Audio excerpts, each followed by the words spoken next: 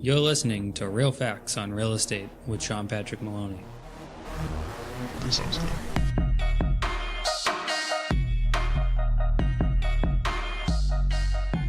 Welcome to episode 3, An Agent's Day to Day. I'm your host, Sean Patrick Maloney. Last week we were talking about a circle of influence and how to grow your circle of influence and how to utilize it to maximize your potential as an agent. Today I'm going to talk to you about a day-to-day as a real estate agent. A lot of people think that all we do is go, grab a set of keys, drive down to a house, open the door, hope to write an offer, then make way too much money. I'm here to tell you that that's wrong, and there's a lot more to it than that. Yes, one of the most enjoyable parts of being an agent is going out, seeing homes, opening doors, and writing up offers, selling homes. But the reality is there's so much more that goes into it. There's marketing, there's sales, there's service, there's a whole back end to the business, there's a lot. So let's start at the beginning. The back end to the business. This is the most important thing. Last episode I talked a little bit about a CRM. A CRM is a client relationship manager or a customer relationship manager. This is a part of your business where you're going to store all your customer data and all your information. This is one of the most crucial things to make sure you keep up to date. You always want to be putting notes and putting in information about your people. You might even decide to go online and do more research about the people you're going to work with.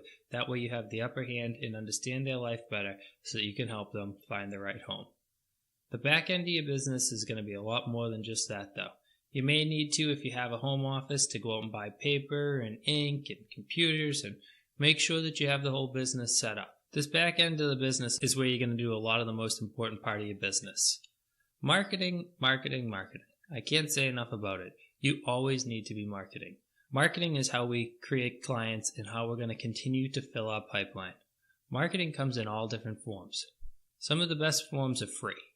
Free marketing would be getting out and networking. Networking with people through chambers of commerce and business associations is a big part of the business. A lot of agents don't spend enough time doing this. You want to get involved with the town you're in. The Chamber of Commerce is one place, business associations is another place, but don't forget a lot of different things like trade organizations, as well as local public groups. Getting involved in your local school might be a great place for you. There's lots and lots of boards that are always looking for volunteers to help out, running the town, running different events, everything like that. Getting involved with these is going to make you meet people. Meeting people is networking. Networking is going to gain you clients and gain you a free place where you can talk to people about the fact that you're a real estate agent. Now, I'm not telling you to go down to your kid's school, scream out at the top of your lungs, I'm a real estate agent, who needs a house? I'm telling you to go down and do the things that make you a good person. Go down and get involved in the town. Sure enough, once you start doing that, you're going to be there, you're going to be hanging out, and somebody's going to say to you, what do you do for work? Here's your opportunity to tell them, I'm a real estate agent. Again, don't just go down there to tell them it. Go down there and put in good effort. Go down there and actually help out. You might feel good about yourself and realize that it's been your long-term calling to help the town more and to be more involved in the community. Other places you can do marketing other than just networking would be setting up marketing in newspapers, online, on social media, and lots of other places. These are all going to take time. First and foremost, you're going to need to meet with marketing people. You're going to have to meet with the people who sell the ads. This is going to take up your time. This is some back-end work. Again, you're going to spend time meeting with them, getting pricing. Remember, all marketing is priced based on volume. So if you have a thing like a newspaper and they tell you a price of $500, they may be willing to sell the ad at $350. So make sure that when you're working with them, you negotiate based on volume that you buy and volume that they have. If it's an outdated source of marketing, but you know that it'll work for you, you may be able to get a really good deal on it. Whereas on an online ad, they might be demanding of an exact amount of money and you can't get any wiggle room. Don't feel bad just because you can get no wiggle room, because most of the ads that have no wiggle room are going to be your highest return on investment advertising. Some other places you can find marketing that's also going to be free will be to involve yourself in different classes. Continued education, the local realtor board, or going to other offices who invite you to come to classes gives you an opportunity to meet other agents. Remember, we're always marketing to clients. We also need to market ourselves to other agents. When you put in an offer for a client, it works out a lot better if you know other agents. So by marketing to other agents, it's going to build familiarity with other agents to who you are, and they'll be comfortable working with you in the future. As we continue along with the task, let's talk about sales. Sales isn't just as easy as going out and opening doors. There's lots and lots of things that you're going to need to do. Number one thing you need to do in sales is learn how to actually properly speak with people. This might be something again on the back end where you need to spend some time studying and taking courses on proper sales techniques and how to make people actually convert from looking at homes to actual buyers. But during the sales process, you're going to have showings, open houses, and you're also going to have to do prospecting. Prospecting is similar to marketing, but now we're taking active leads that come in our marketing and we're going to turn them into actual contacts. So when an ad is working out well, we're going to take those people that come in as a lead and we're going to work with them. We're going to talk to them on the phone, email, text, and all the other ways. And we're going to make sure that we don't let any lead go until they tell us one or two things. I'm interested or I'm not interested. Just because they're not responding, just because they're not answering, does not make it a dead lead. I highly suggest 14 days at the beginning of lead prospecting that you actively call, text, and email them every day, sometimes even multiple days. Remember, sometimes you can call somebody and not leave a voicemail. Then text them and say, hey, I'm sorry I didn't get you earlier on the phone. I wanted to try a different method. Maybe you're busy. Give me a call when you get a chance. Or you could send them an email that says, hey, I'm going to give you a call tonight at 6 p.m. Just wanted to let you know. I look forward to talking to you. But when you use all these different forms of communication in conjunction with each other, you're going to have a higher success rate. Our goal, again, is to get the person to either say, hey, leave me alone, or hey, I'm interested. If they say leave me alone, it's time to drop chase. If they say they're interested, it's time to move on. If they don't reply within this 14 days, it's time to start toning it down a little bit. I usually go from connecting every day for 14 days straight down to once a week. After I go once a week, I go down to once a month. After once a month, once every 3 months. After once every 3 months, once every 6 months. Then after that, once a year. And then I go back to a 14-day call again, and I go through the entire cycle again. Until again, I get that answer, leave me alone, or I want to work with you. We spend so much money, time, and energy into developing leads, there is never a reason to throw a lead away until you have an answer. And I'm here to tell you today that most people look 6 to 12 months ahead of when they're looking to start finding an agent. So if you're not working these leads hard, you might be letting go of good leads and letting them walk away, and then reading about them in the paper in the future, closing on something. Next big part of our day is service. After a client buys a home, they're going to want you to check in with them. A lot of agents sell the home, run away. That's not how you're going to get referrals. You want to reach back out to people and check in with them. I usually suggest 1 week after the closing to give them a call or to stop by in person. A lot of agents like to do a closing gift. A closing gift can be great, but after closing a home, a gift, no matter how much money or time or energy or effort you put into it, may not be as attractive during the closing process.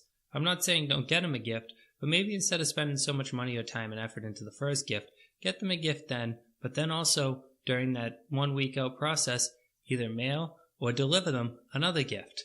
This time, instead of thinking about the closing and everything that's going on in their life right then, they'll realize that you care more than just the closing and just buying the home. You've already been paid and you're reaching back out to them and you're getting them a gift. Sometimes as an agent we have multiple talents. We have talents other than actually just being an agent. We might know how to paint, we might know how to cut lawns, we might know how to do a lot of different things. You can always offer your clients some extra help. You can get involved with their life. You can get involved with their charities. You can get involved with their organizations. These are places in the after service. A lot of agents forget about this. These people just spent hundreds of thousands of dollars with you. If you continue to follow them and you continue to help them in their life, in their causes, and you actually show that you care, this is how you're going to get connected with referrals. Remember, referrals is the biggest way to grow your business. A lot of agents close one sale and think, great, I just closed a sale. I think, how am I going to get 2 to 3 other closings off of this closing? And that's why my business is always growing. I don't just look at any sale as that one item. I look at it as at least 2 to 3. And sometimes I even get more than that. And it's not something that happens immediately. It's not like, oh, geez, I closed one, then suddenly I have 3 new listings. It's something that long term, that person's going to provide me with those referrals, and I'm going to continue to grow my business. Now let's talk about some of the other tasks of the job, like getting insurance, checking in on your insurance and stuff. This is something that most agents forget. You're your own business. You're not just working for a business, you are a business. You're a 1099 subcontractor, so this means you're going to have to pay attention to things like hiring your own insurance company. You might also have to hire an accountant. I highly suggest hiring an accountant. We're actually going to be doing an episode in the future with an accountant to go over why have an accountant. A A lot of people are into this new thing, H&R Block or Tax Slayer or any others. I'm not picking on anyone in specific. I'm picking on them all. An $18 an hour employee and under that was hired as a temp certainly shouldn't be doing your taxes. Think about it. You're going to be taking the entire amount of money you earned for the year and finding out what percentage you owe the government, and you're going to trust somebody who doesn't even know how to do taxes other than the online course or the quick once-over that they did to be a temp during that time. Sometimes, yes, there are really good people that work in an H&R Block and Tax Slayer and stuff, and maybe they can help you, but I would really suggest having an accountant that stays active in your business throughout the entire year, so not only can they tell you how to do your taxes, but they can also project what you need for taxes in the future. Again, we're going to go over that in a future episode. One of the most important things to remember while you're an agent is personal development. Personal development doesn't just start or finish with the basics. Personal development happens every day. You should have a gym membership. A healthy body and a healthy life is going to lead to a healthy wallet. Being able to show up every day to work and not get sick, and being able to get out and do the things that you need to do to be an agent, climbing stairs, moving around houses and everything, is going to be really important. As well as having your clothes fit nice. It's really expensive to grow out of your clothes and to constantly have to buy a new wardrobe when you have to mostly wear dress clothes. So remember, taking care of your person is important. Next, you have classes. You should be doing continued education, not because state law says, but because you say. You really want to make sure that you're always working to develop yourself.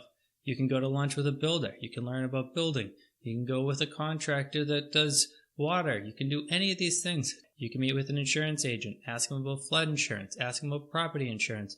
Learn more and more and more. The more of these things that you learn, the more that you can give service to your clients. You can teach them things, and you can come off as a true professional, not just a salesperson. You're not just there to sell the house, but you're there to help them in every aspect of their life.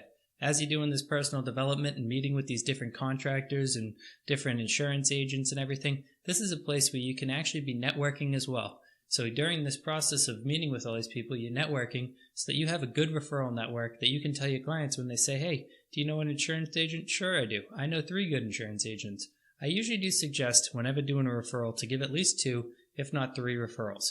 That way there, when the person makes the decision to use one of your referrals, they don't say to you, hey, you told me to use this guy and he failed. You say, no, I actually told you to use one of these people and you chose that one and I'm sorry that it didn't work out for you. If there is a problem when you have a referral, act as the arbitrator. Make sure you get in the middle and get in there and fix things. I know this is not exactly what you wanted to hear here, that you just wanted to run away and pretend like it didn't happen. That can ruin a relationship with both of them.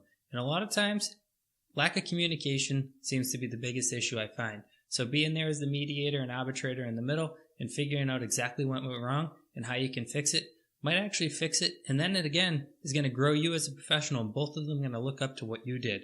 So personal development, meeting these people, putting together these referrals, again, is just more ways of growing your business and showing that you are a true professional in the industry.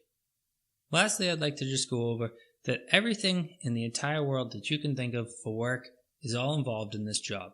This is going to be the largest investment this person is going to make in their entire life, so they're not going to take it lightly. So by you doing your job correctly and getting out there and doing every aspect of your job, you're going to seal the deal to land more properties and to sell more homes. Thank you for listening this week. Make sure to follow our podcast, like us online, and if you're interested in finding out about how to become an agent and work for me at Momentum Realty, where I'm hiring 100 agents, please reach out to me directly. See you next week.